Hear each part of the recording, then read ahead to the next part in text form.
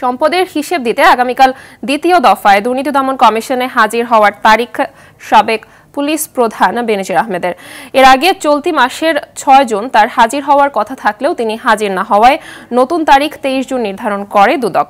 তবে এবার হাজির না হলে আর তাকে সময় দেয়া হবে না বলে জানিয়েছেন দুদক আইনজীবী।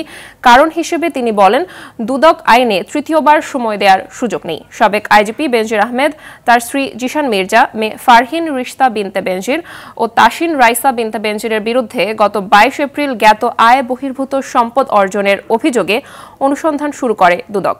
আদালত বেনজির, তার স্ত্রী ও ২ মেয়ের নামে থাকা বিপুল সম্পদ জব্দের আদেশ দিয়েছেন। তাদের ব্যাংক হিসাব ও শেয়ার অবরুদ্ধ ফ্রিজ করতে বলেছেন আদালত। বৈধ আয়ের বাইরে অস্বাভাবিক সম্পদ অর্জন করায় আলোচনার শীর্ষে সাবেক পুলিশ প্রধান বেনজির আহমেদ।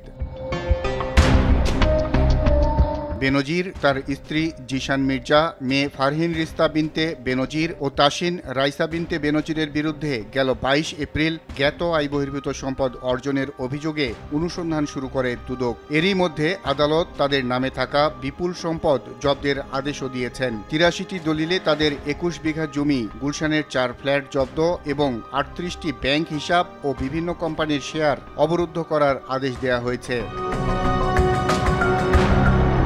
সম্পদের হিসাব জানতে দ্বিতীয় দফায় বেনজির আহমেদ এবং তার স্ত্রী সন্তানদের ২৩ জন তলব করেছে দুদক। সংস্থার আইনজীবী জানান, হাজির না হলেও তার বিরুদ্ধে আইনি প্রক্রিয়া অব্যাহত থাকবে। বেনজিরের বিরুদ্ধে যেই অনুসন্ধানটি চলছে ওটা এখন মাঝপথে এবং ৩ দফায় বিজ্ঞ আদালত থেকে ওনার অনেকগুলি সম্পত্তিগুলি জব্দ করা হয়েছে এবং এইগুলি জব্দ আছে আদালতের নির্দেশে এবং বেশ কয়েকটা জায়গায় রিসিভার অ্যাপয়েন্টমেন্ট করেছে। এই অবস্থায় বেনজিরকে আরও ১৫ দিন সময় দেওয়া হয়েছে, যেটা শেষ হবে আগামীকাল, এবং তার পরিবারবর্গকে সময় দেওয়া হবে আগামী সোমবার পর্যন্ত, ২৩-২৪ কথা হলো দুবার ওনাকে সময় দেওয়া আছে।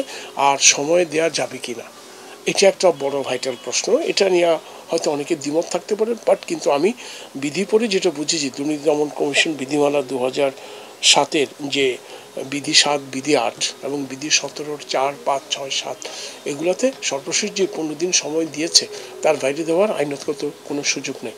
তবে কমিশন এটা দিবে কি না, সময় আরও মঞ্জুর করবে কিনা বা শতপ্রণোদিত সময় দিবে কিনা, এটা কমিশনের নিজস্ব এখতিয়ার, দুদকের তার সিদ্ধান্তের উপর নির্ভর করবে।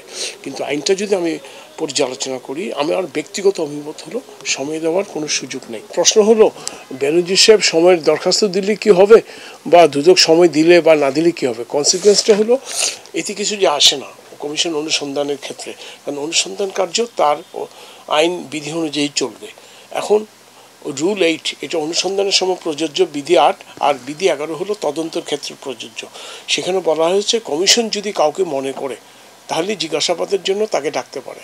এখন কমিশন এখানে মনে করেছে এবং উনি জিজ্ঞাসাবাদের জন্য হাজির হবেন, এটাই স্বাভাবিক, কিন্তু উনি হননি। আগামীকাল আমরা আশা করছি উনি হাজির হবেন, কিন্তু যদি না হন তাহলে কী হবে সেটা কমিশনের অনুসন্ধানকারী দল যারা অনুসন্ধান করছে তারা সিদ্ধান্ত নেবে, কিন্তু ওনাকে তো ডাকতে উনি বাধ্য না। কমিশন যদি মনে করুন, কমিশন যেহেতু মনে করছে সেই জন্য তাকে আসতেছে।